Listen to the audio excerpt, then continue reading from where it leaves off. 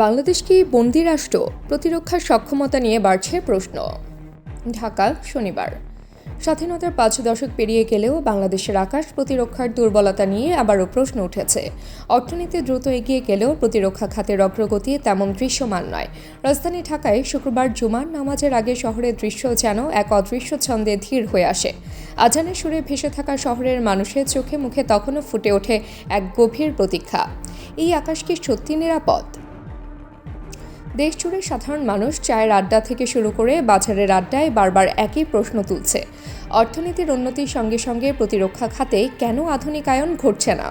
মাথাপিছু আয় আজ প্রায় $2,700, দেশের জিডিপি $480 বিলিয়ন ছুঁয়েছে।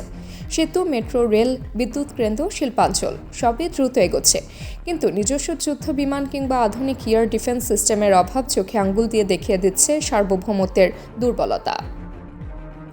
বিশেষজ্ঞদের মতে অর্থনীতি ও প্রতিরক্ষা পরস্পর নির্ভরশীল। যদি আকাশ রক্ষা করা না যায় তবে বিদেশি বিনিয়োগ কিংবা উন্নয়নের সুফলও ঝুঁকির মুখে পড়বে। পাকিস্তান এরই মধ্যে সাহসী পদক্ষেপ নিয়ে চীন থেকে F-17 থান্ডার যুদ্ধবিমান, তুরস্ক থেকে উন্নত ড্রোন ও রাশিয়া থেকে সামরিক প্রযুক্তি সংগ্রহ করেছে। অথচ বাংলাদেশ এখনও রাজনৈতিক দ্বিধা ও সিদ্ধান্তহীনতার মধ্যে আটকে আছে। অভ্যন্তরীণ বিশ্লেষকরা মনে করেন, দেশের উন্নয়নের গল্প যতই উজ্জ্বল হোক না কেন, প্রতিরক্ষার দুর্বলতা আমাদের অগ্রযাত্রাকে ভঙ্গুর করে তুলছে। অর্থনৈতিক সক্ষমতা থাকা সত্ত্বেও প্রতিরক্ষায় বিনিয়োগ সীমিত। সংসদের বাজেট অধিবেশনেও প্রতিবার প্রতিরক্ষার প্রসঙ্গ উঠলে তা আড়াল হয়ে যায় অন্য খাতের অগ্রাধিকারে। শিক্ষার, স্বাস্থ্য ও অবকাঠামো উন্নয়ন অবশ্যই গুরুত্বপূর্ণ, তবে আকাশ রক্ষার দায়িত্বকে উপেক্ষা করা সমানভাবে বিপজ্জনক। আরেকটি বড় প্রশ্ন হলো অভ্যন্তরীণ ও বহিরাগত চাপ।